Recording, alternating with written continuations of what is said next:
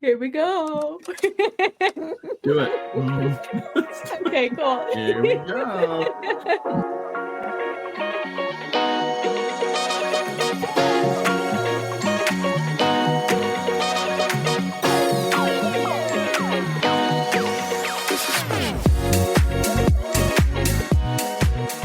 Hello, everyone. Welcome back to another episode of Coffin Talking, where Hello. we... Gosh dang it, Scott. Sorry. Hey, Scott, how's it going? Hi, Ollie. Hey, no, wait. I have to say Is it time to be scranked? No. Oh my gosh, I'm never inviting either of you back. Yeah, this is just a normal one. I'm not supposed to be on this one. Yeah. No. All right, sorry. Go for it, Holly. Geez, where we unravel the mysteries, embrace the peculiar, and find humor in the unconventional world of funerals and death, I guess. Obviously, Frank and Scott are here.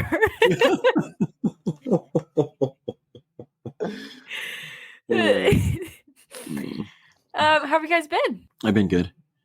I'll start with my week. We're finally getting over the sickness. At least I took on sickness and feeling better today. But hopefully my voice sounds a little better. And I have to apologize to the coffiners for last week's episode. Kind of short, sweet. I could have built up a little bit more on it for you, but man, I just didn't feel like being there, and so I'm so sorry. All right, I'm glad that's over with. Okay, good. It's over. It's over. It's what? What? Man, I just didn't feel like being there. Yeah, man, I didn't feel good. It just didn't feel good. I just didn't want to. No, I love doing these episodes, but man, last week was a little different for me. So anyway, that's me. How about you guys? Mm-hmm. Scott? It's been good. Yeah. Not too many super huge updates from the past week. Happy 4th of July late. Thanks. Mm-hmm. So hopefully people were able to celebrate that. It was good. It has been a while since I've given a life update. Yay. Wink, wink. That is correct. Yep, and I'm sure you can take from the context of the wink. Double wink it was. That's right. Wink, wink. Yep. I have started dating someone, so that is very exciting for me. Oh my gosh. Yeah. And so what are the details? Give us the 411. No. That's a thing, right? That's probably a good thing. 411. You probably don't want to broadcast that on this episode, do you? Depends on how long they'll date. Wow. We'll cut that out. Wow. Okay, great. Thanks for that vote of confidence and approval. Yeah. That's awesome. No, but it's been very good. Yeah. Yeah. Good. My week was fine. How's the garden growing? It's growing. Eating any more? Yes. We eat peas almost daily. We've been eating our lettuce all the time. It's actually really nice to just have lettuce there. We just go pick it and then it's ready. Wow. Good for you guys. Is it like, does it come wrapped? Is it like the iceberg? Yeah. Yeah. Yeah. So really convenient, actually. Honestly, I've always thought about that. And it must be really convenient for farmers because I know. It just prepackaged seeds. Barcode is on it already. Yeah. Price tag on there too. The seeds are a bit more expensive, but I think in the long run it's worth it. Yeah, every once in a while you see a farmer fist pump thinking, all right, prices have gone up.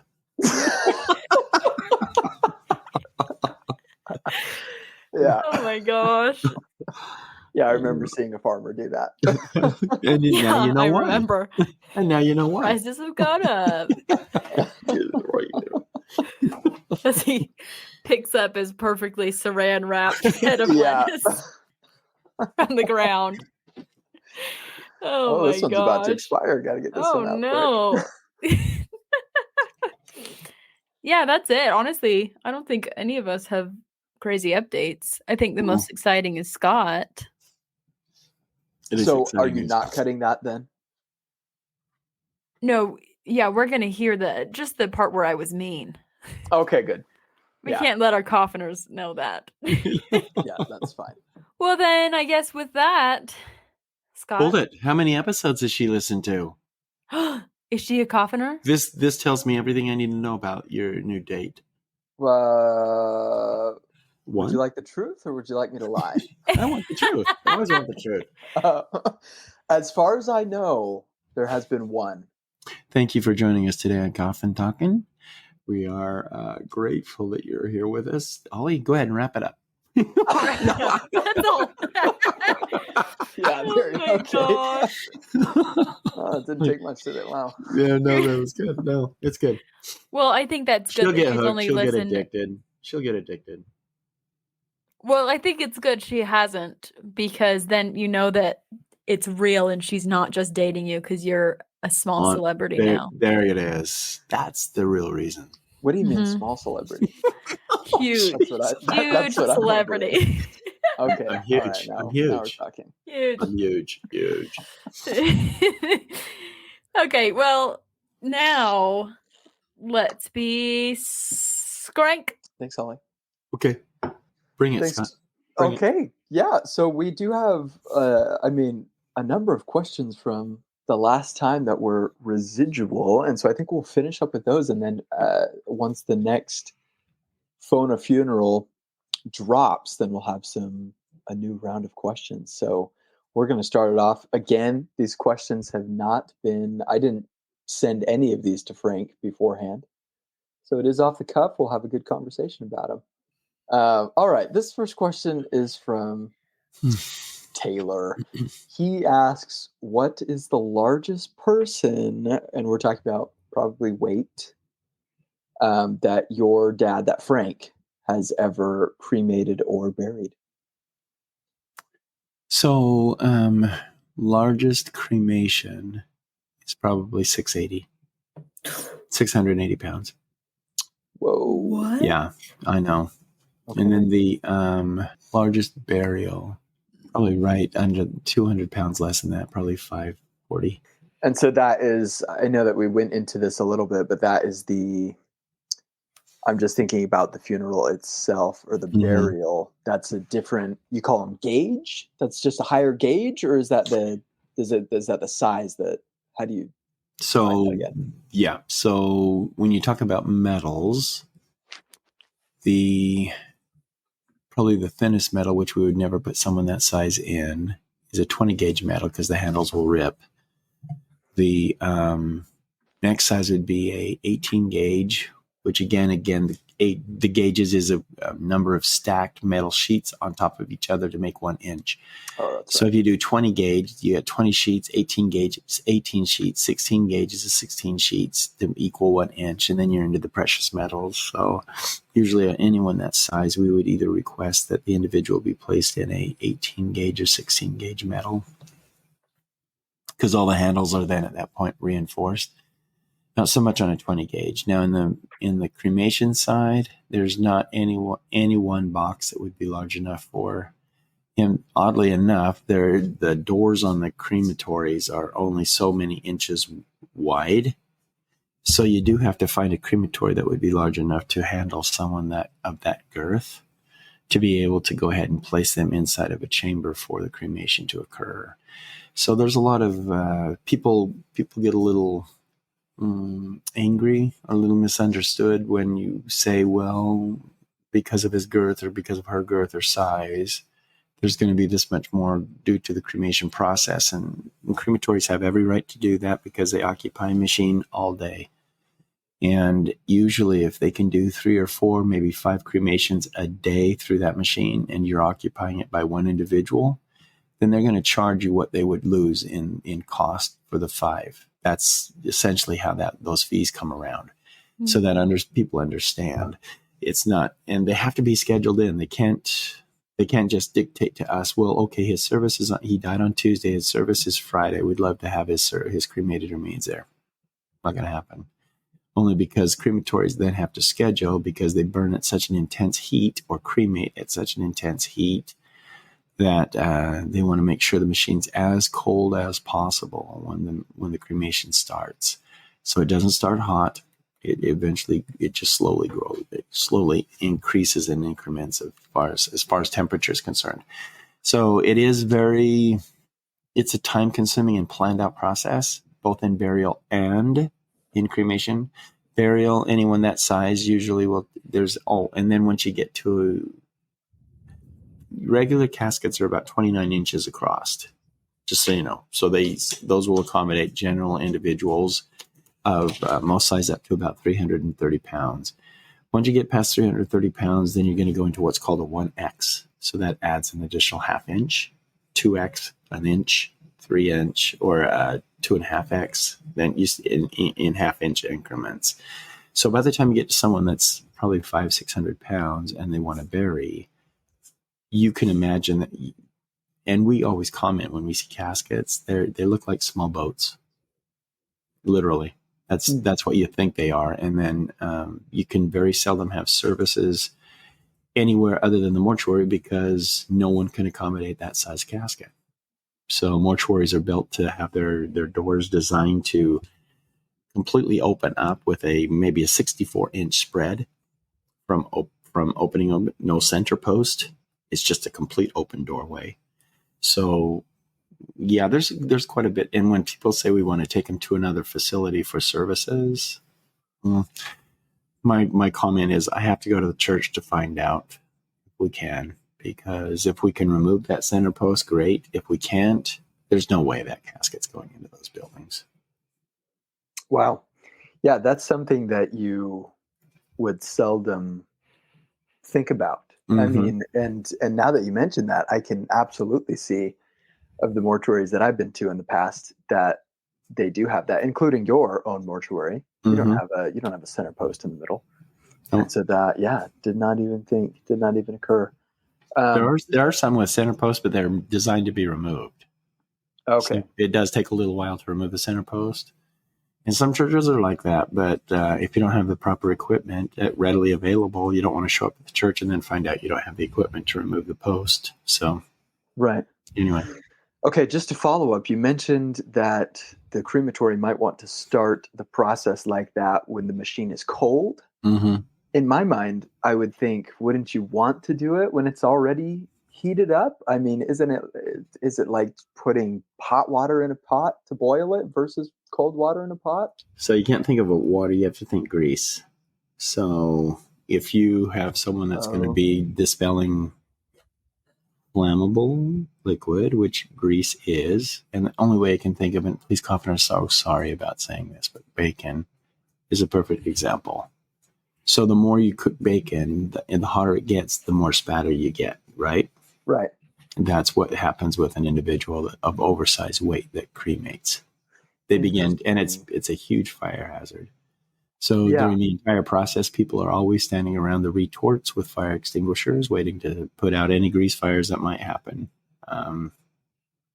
throughout the cremation process. So it's not a man, whenever I would do that, it would just make me sweat because you just never know what's going to happen. And then you get thermal damage on the machines. Yeah, no one wants to cremate someone that large. Wow. Okay, so here's another follow-up to that follow-up then. Because let's say the machine is cold, this might be the first one that you're doing for the day.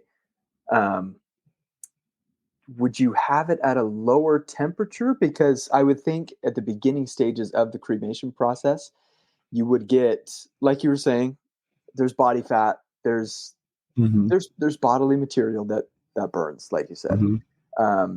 So would you want to cremate at a lower temperature, and then maybe once all those things are taken care of or burned away, then you would increase the temperature, or is it just a flat throughout? So just so you know, remember on, I think the witching hour or whatever, remember I went into discussion on temperature readings on the crematories, on the retorts. So most retorts will not even fire up until they reach a certain temperature. So you have to start at the temperature that's designated by the manufacturer for a safe cremation to start. So even if we were able to cremate and get a chamber down to, say, 100 degrees, that chamber is still not going to allow you to kick on a main flame until it reaches between 800 and 1,000 degrees. Wow. But you want it to start at that temperature. You don't want it to start at 1,600 degrees.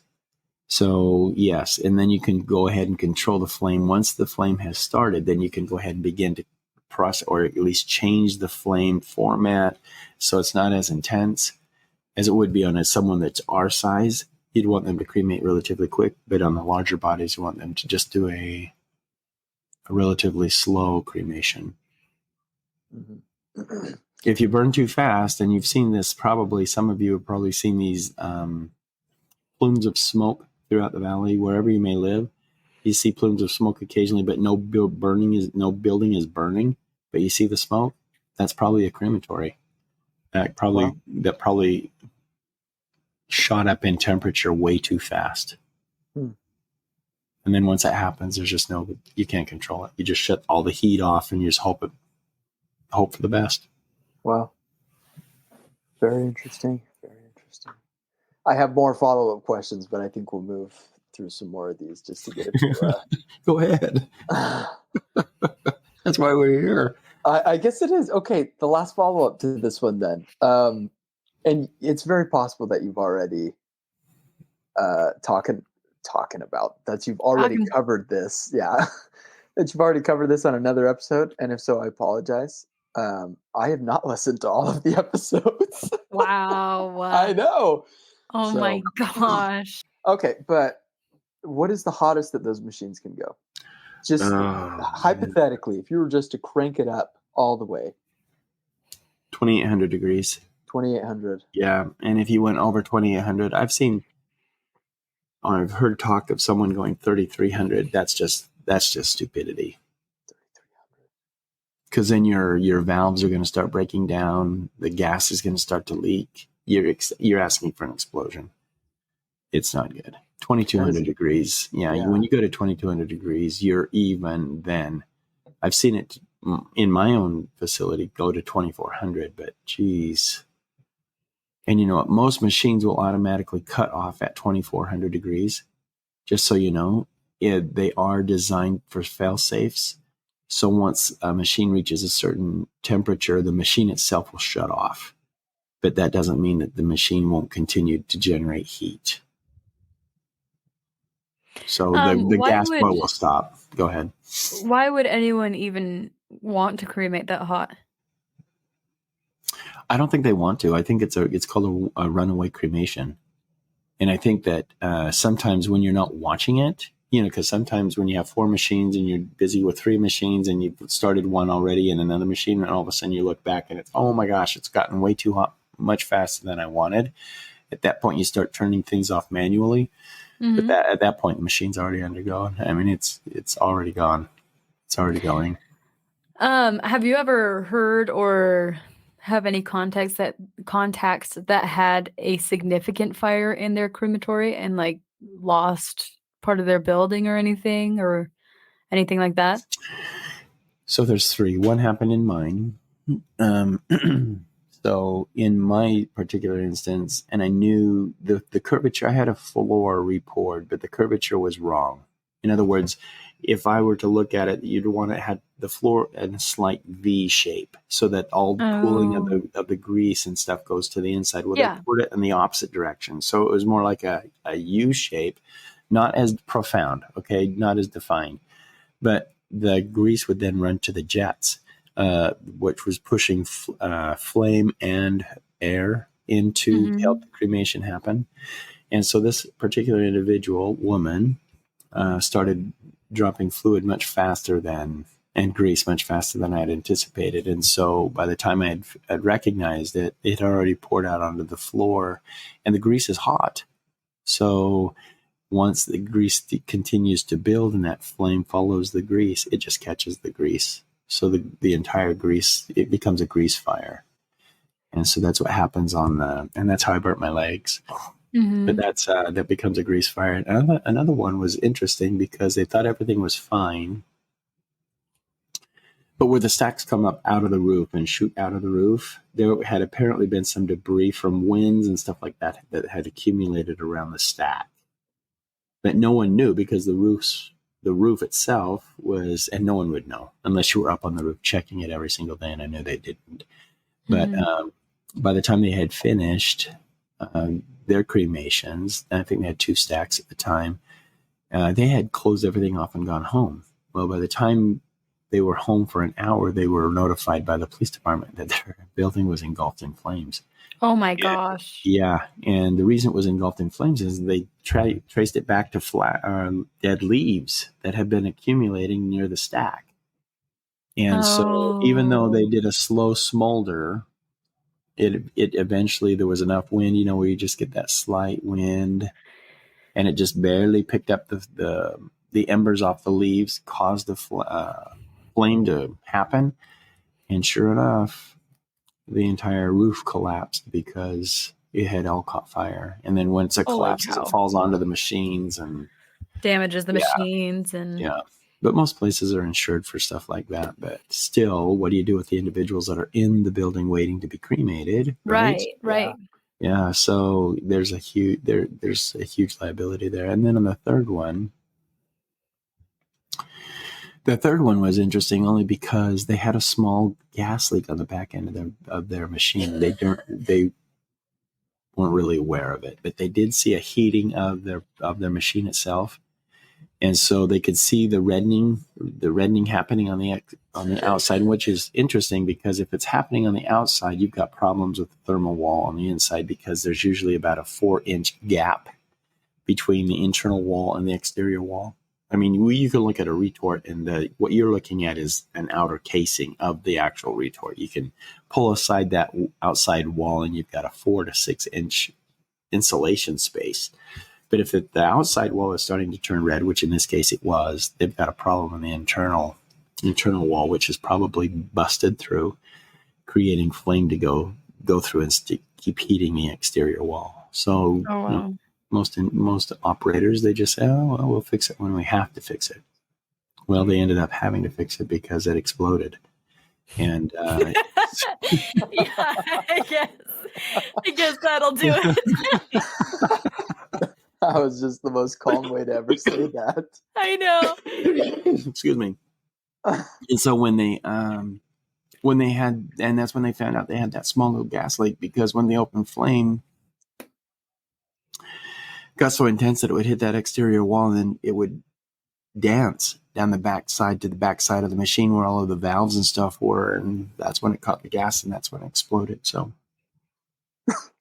yeah, wow. Those are the 3 that I know of. I'm sure there are more, right? But those are the 3 I know of. All right. Well, thanks for that answer. I find it so fascinating. I love that process. It's a weird thing, I wanted to give our listeners just a little bit of a comparison.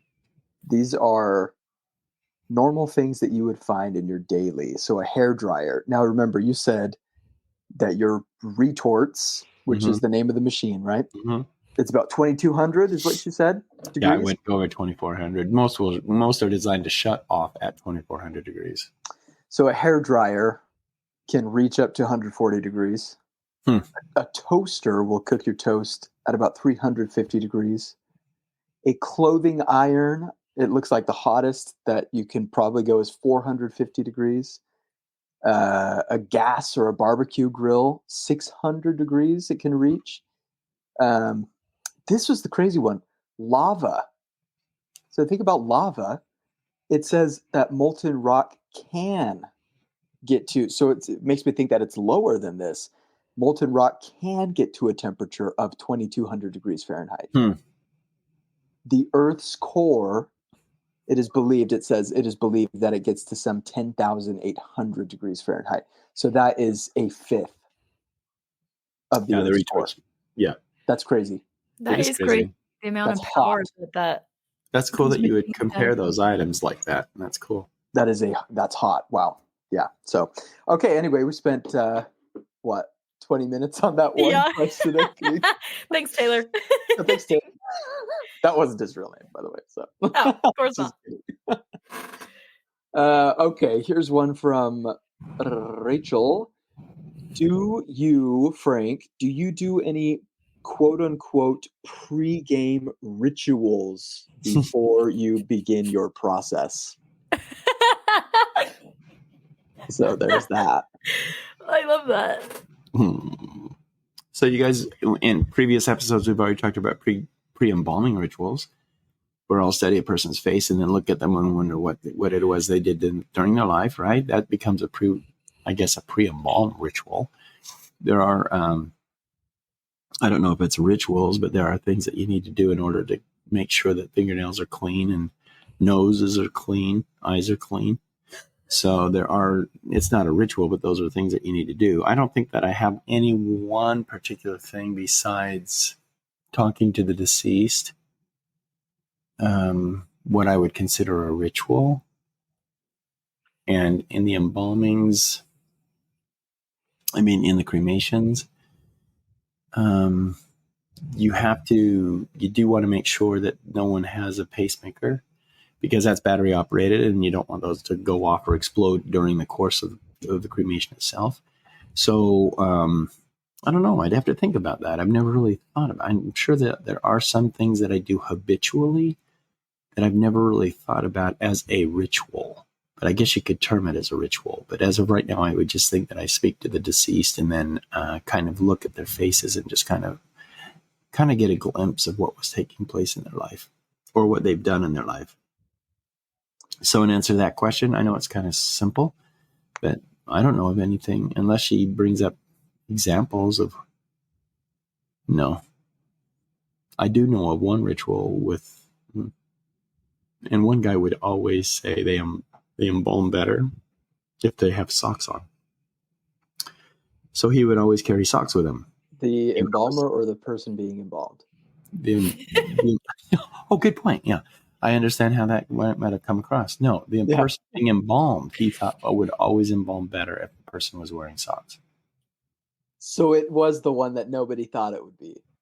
Oh my gosh. What are you talking about? I think everybody listening to that probably thought, oh, the embalmer wants to have socks on, but no, it's the person who's being embalmed. He wants them to have socks on.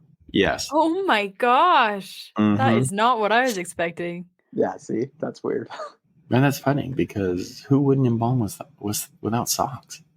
I guess that's true. I don't know. Okay, I have. I don't. I don't always embalm with socks, but that's just me.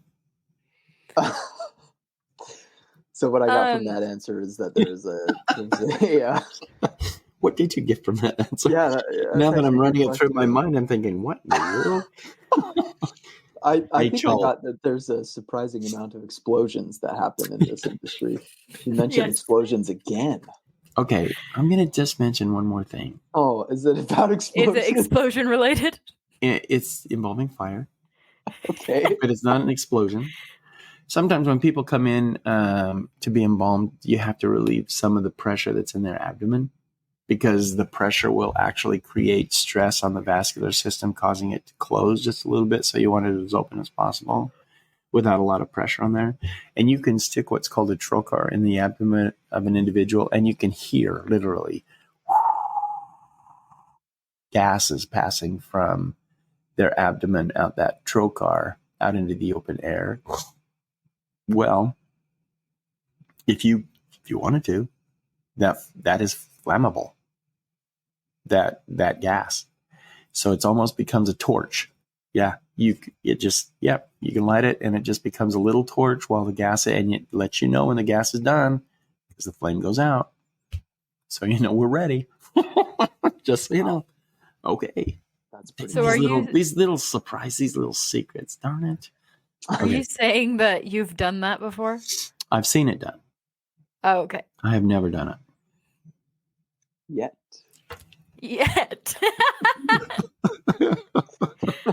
Oh my gosh. I've wanted to, because I don't have a sense of smell, as we've talked about before. And usually I have to put my face right close to that trocar in order to feel or even know if there's still gas passing from there. Just to say, I'm about to pass out. There must still be gas. Yeah. Don't like that in here. Yeah. Whatever. Mm-hmm. Holly, did you have a comment that you were going to make? Yeah, I did. So going back to Rachel's original question, do you have anything like to get, I want to say like a meditation or something where you get in the headspace of, okay, I'm about to perform an embalming, and then coming home after that to get out of that headspace? Okay, so there's the two headspaces that you're talking about are very true and real. Mm-hmm. And if someone calls me and says, Frank, I have an embalming that needs to be done, I want to know all there is to know about that embalming. I don't want to be surprised when I walk in there. So if a person dies from stab wounds, great, let me know. If the person's been autopsied, great, let me know. If the person's been shot in the neck, let me know.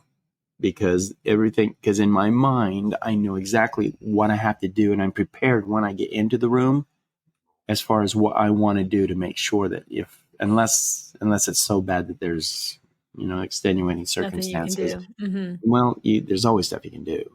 But I just wanted to make sure in my mind, that's a mindset for me. And if I go into a prep room and find out that the person has more than what I expected, it becomes disappointing to me. And it takes me, I'm not kidding, 20 minutes, 25 minutes to get back, reset, and recalculate my brain to now, okay, so this isn't what I was expecting. So here, now what have I got to do in order to make things look good? Okay, that's one mindset, and that's very real.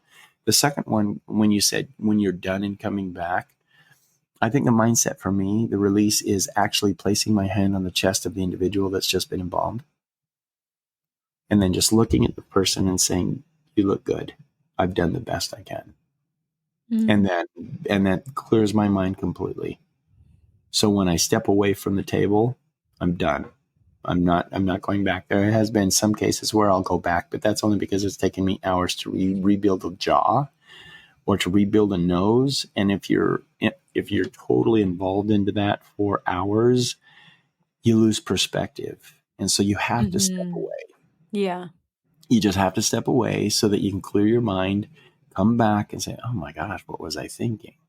Something like that. Because then you can see all the faults that you were actually trying to cover. And so it's easier to have that break and then come back. So there are mindsets that have to be, well, I guess they don't have to be, but for me, there are.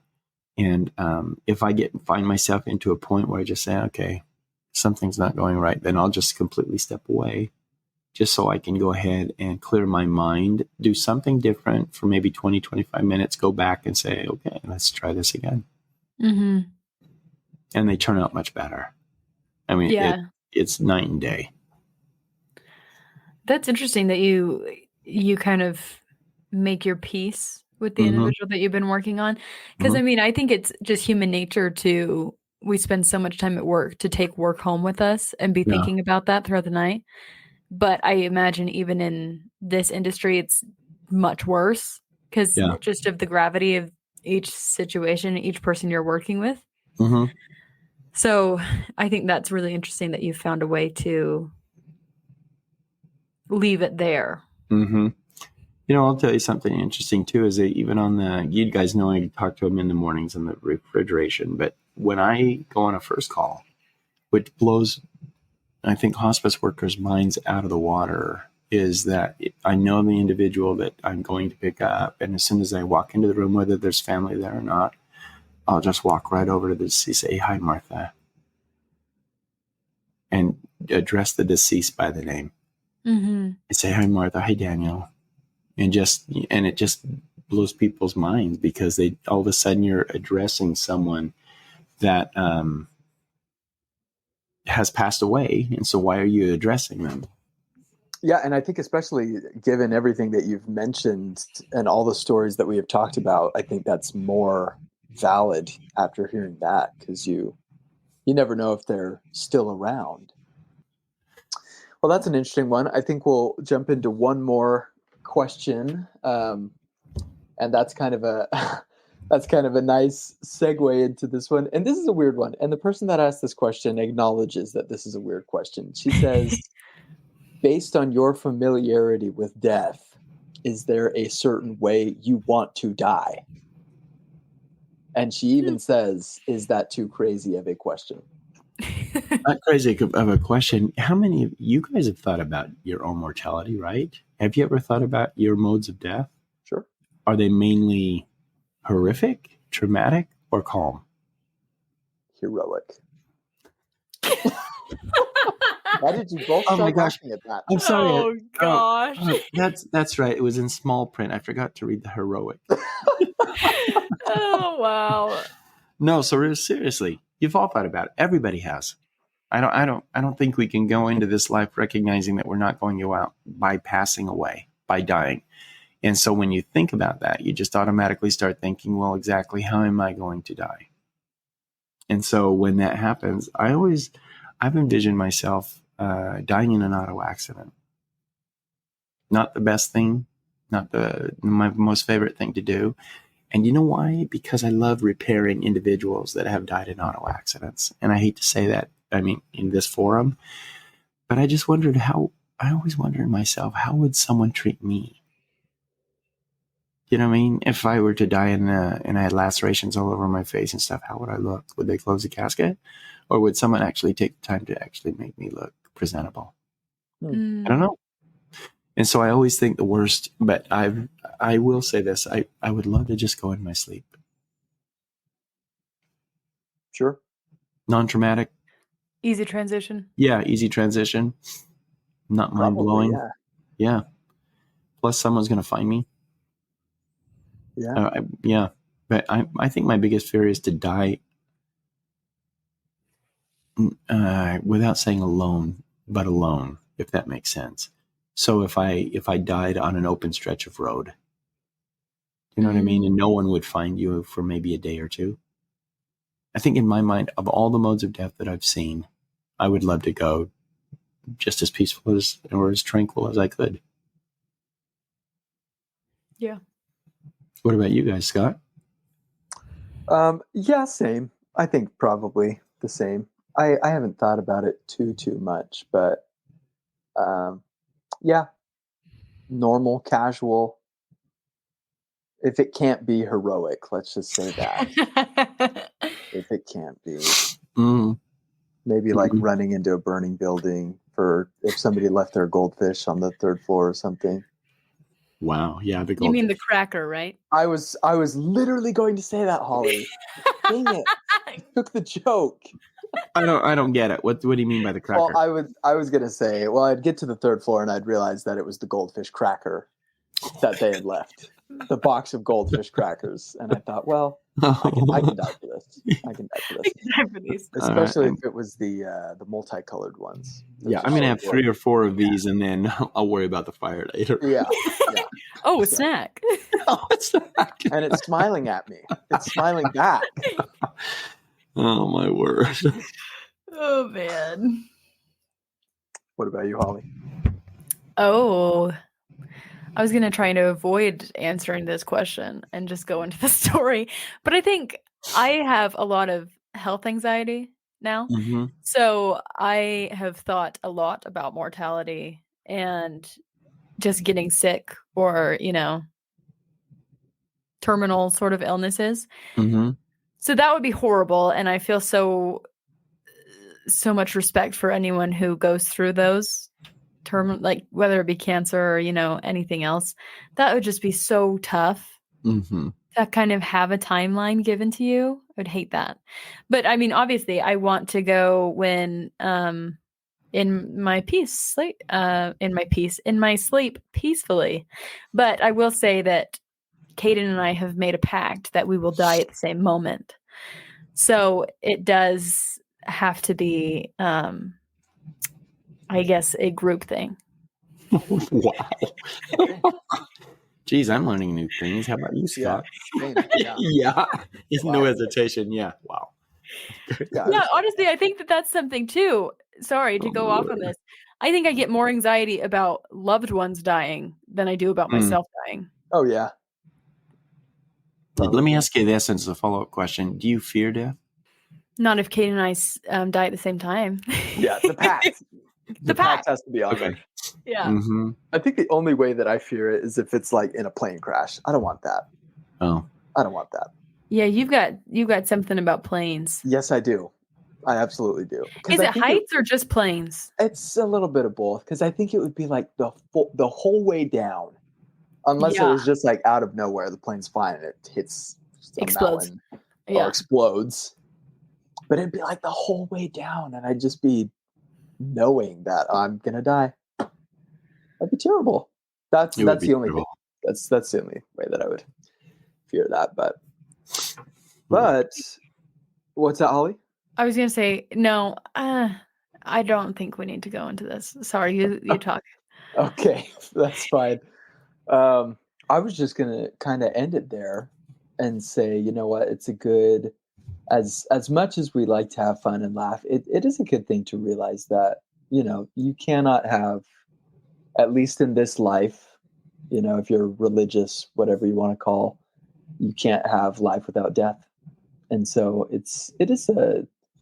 there is certainly a time, and you need to mourn those that have passed on, but there's also celebration that can go on in that regard. And if that's from religious stances and things, then so it's a good thing to be aware of. It's a part of life. It is. Mhm. So And I would say learning how to cope with that awareness of it too, absolutely. not just constantly dwelling on it or fearing it. Yeah. Yeah. Absolutely. One last thing before we get into the story. Bridget says this. She says, "This isn't a question, but I just wanted to say hi to Holly because she never texts me back." There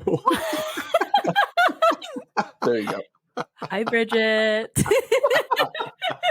I miss you. Yeah. Keep Apparently you texting do. me. Keep texting me. I'll keep ignoring. Keep texting. Oh my gosh. No, I mean, anyone in my life knows that I'm the worst texter in the world. But hello, Bridget. Thank you, Scott. There you have it. I will take over then, and we will go ahead and jump into a story that we have sent in from a coffiner named Steven. So we'll just jump in. He says, "Hi all. I truly enjoy your format, allowing questions to be asked and also for personal experiences to be shared. I hope that this is and will become a great resource to everyone that has experienced death, which is all of us, or will be all of us, as we were just talking about. First, I have to say that there is no other conclusion I can come to based on what I've seen in my house. I hope that my ability or inability to express the full story doesn't detract from it. My son, age 25, would always take the dogs for walks in the early morning, midday, and evenings. The dogs were his best friends, and they would get so excited just when he would be seen by them, tails wagging, jumping, licking, barking, etc. We lived in Montana at the time. With wide open areas all around us, it was the perfect area for dogs to roam, and it was just right for our family. The dogs had a specific routine that when my son would leave in the morning, that they would walk out with him and then sit and wait for about 30 minutes, then come back inside. In the evening, their internal clocks would let them know when it was time for him to return home, and they would be at the windows with anticipation, looking, walking back and forth. When he had finally made an appearance, he would just walk into the room, and the dogs, 3 of them, would lay on their back and wait for their bellies to be rubbed. In the house were my wife, myself, and 3 children. My oldest son, the 25-year-old, took a couple days to do what he really enjoyed, hiking and camping. He left on a Friday and planned to return on Monday.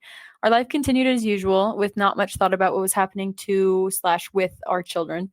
Tuesday rolled around, then Wednesday, still no word from our son. This started to make us a bit concerned because he would always let us know that he was back and he would fill us in on his outing.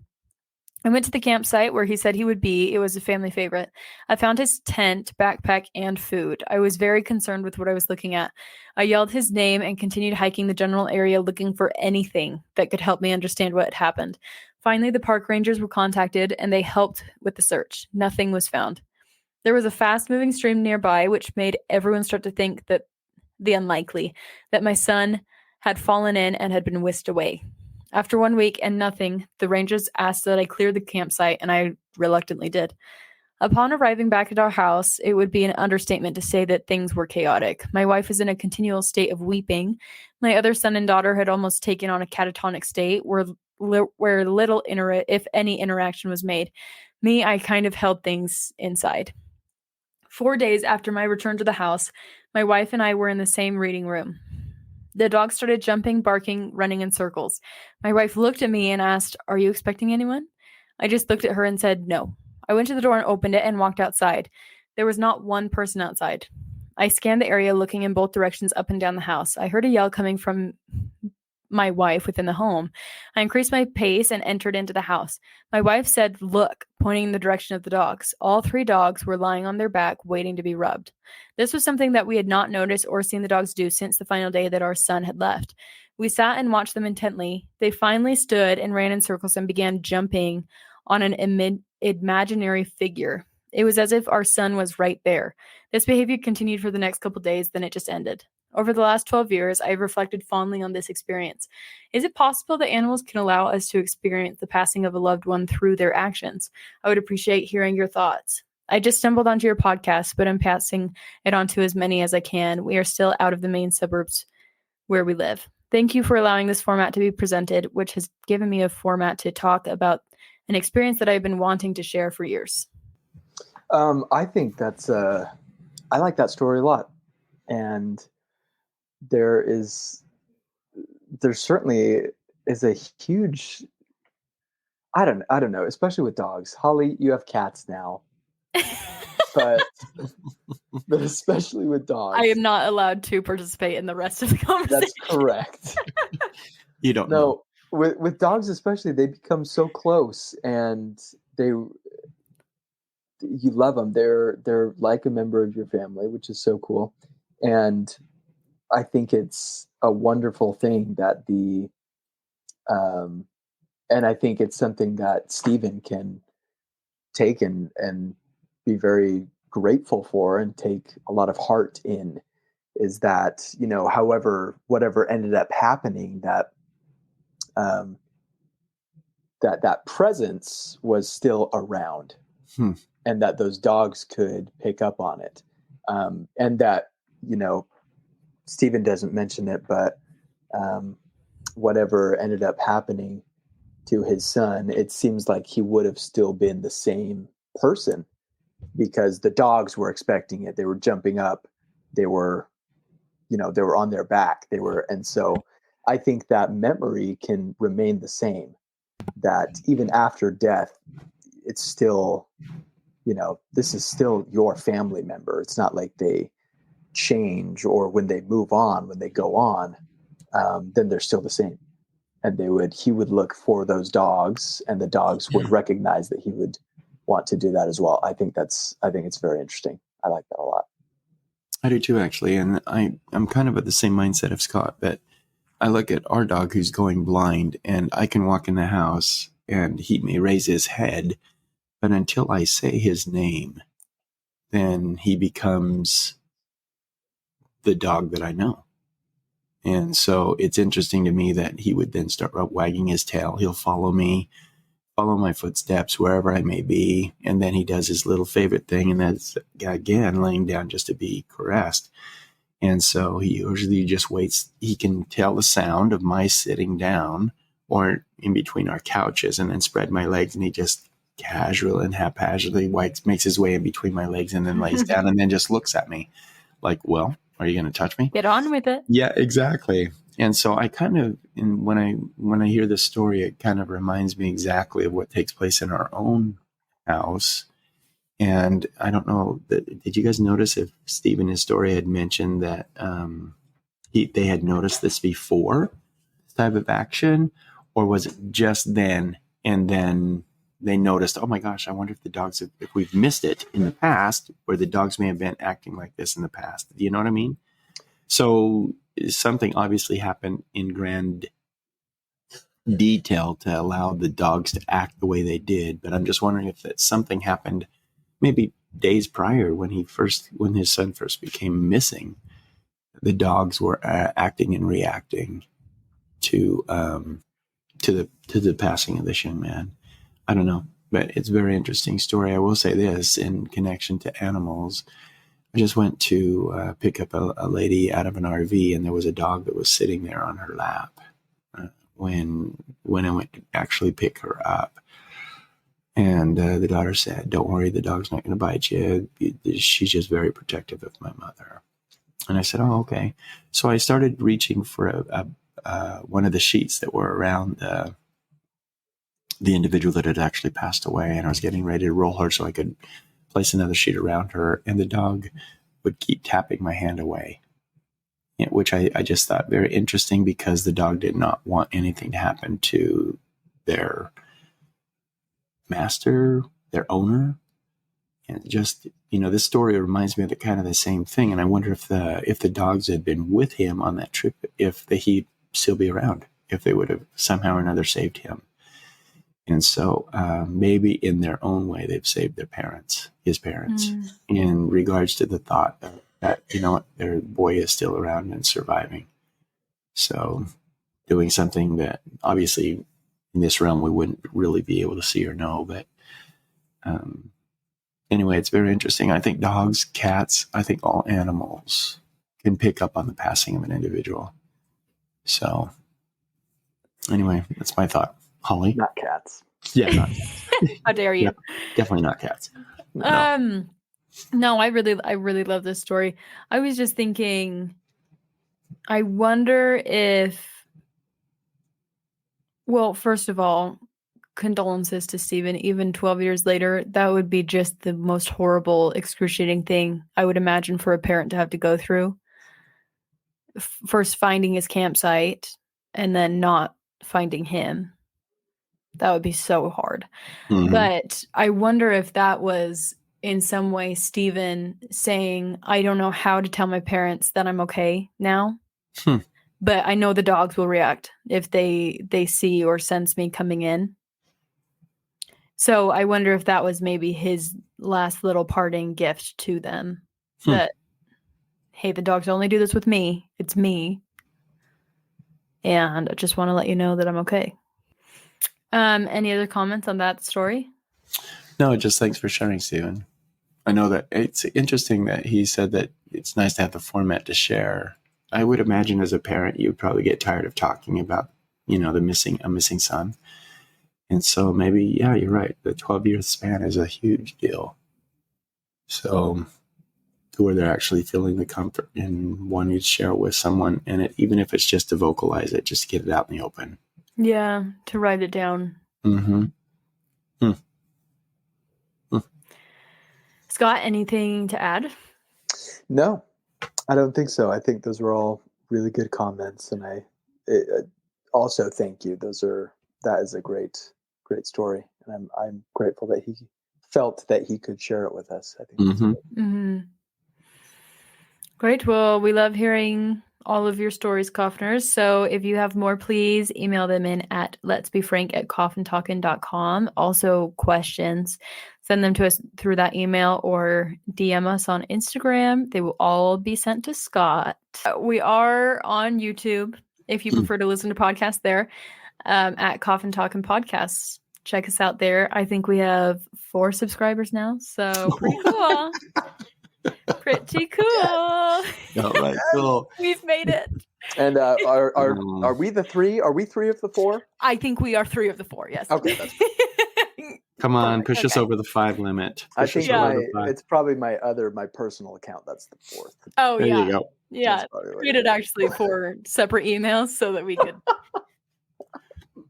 Fantastic. Hey, well, thanks for sticking with us also. This is kind of a longer episode. Yeah. But we will talk with you next week. Thank you. Thanks, coffiners. Bye. Thanks, Scott. Thanks.